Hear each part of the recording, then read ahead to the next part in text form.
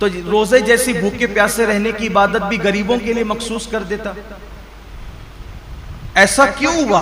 सब रोजा रखो, सबको भूखा प्यासा क्यों रखवा रहा है? और वजह यह है कि मालदार लोग 11 महीने पेट भर के हलक तक खाते हैं, तो उनको पता नहीं होता है कि भूखों की भूख क्या होती है। जो बंदा जिस तकलीफ से गुजरेगा नहीं, उसको उस तकलीफ का एहसास कभी नहीं होगा। जो यतीम नहीं था, उसको यतीमों का दर्द कभी पता नहीं चल सकता। जो गरीब नहीं हो, उसको गरीबों का दर्द कभी पता नहीं चल सकता। जो पैदाइशी मालदार हो उनकी फिक्र में, और जो गरीबी से मालदार की तरफ आए हैं उनकी फिक्र में जमीन आसमान का फर्क है।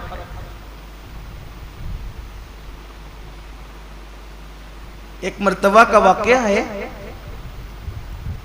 कि कुछ गरीब काफिले गुजर रहे थे मालदारों की बस्ती से। कुछ गरीबों के काफिले गुजर रहे थे मालदारों की बस्ती से, तो वो नीचे की पड़ी हुई रोटियां उठा उठा करके खा रहे थे।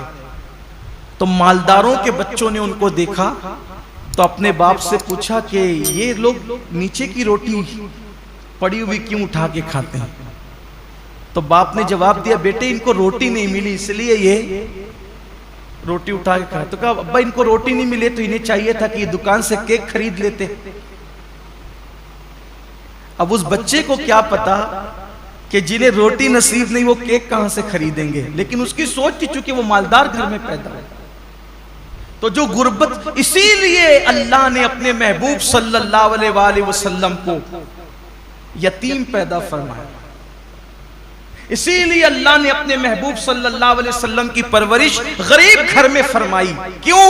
कि महबूब को ऐसी गुर्बत से गुजारो और ऐसी यतीमी से गुजारो, क्योंकि जो गरीबों का मावा और यतीमों का मलजा बनाकर भेजा गया हो, जब तक इस मंजिल से गुजरेंगे नहीं तो वो हकीकी दर्द का एहसास जो एक गरीब को गुर्बत की वजह से हो सकता है, एक यतीम को यतीमी की वजह से हो। इसीलिए तो अल्लाह के रसूल अलैहिस्सलाम यतीमों को देखते थे तो आंखों में आंसू आ जाते थे। क्यों? इसलिए कि हुजूर खुद यतीमी से गुजरे थे, वो दुर्रे यतीम थे। आका फरमाते, मैं उस माँ का बेटा हूं कि मेरी माँ धूप में सूखा हुआ गोश्त खा करके जिंदगी गुजारती, और मेरी माँ को मैंने सूखे टुकड़े खाते हुए देखा। अल्लाह के रसूल अलैहिस्सलाम ये फरमाते।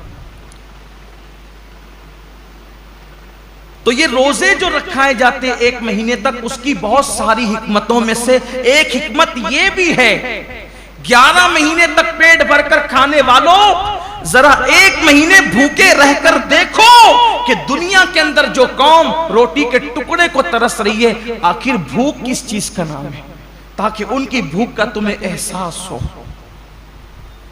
और भी हिकमतें, लेकिन एक हिकमत यह भी है कि उनकी भूख का तुम्हें एहसास हो। तो ये महीना मवासात का महीना है, हाजतें पूरी करने का महीना है, तकलीफें पूरी करने का महीना है।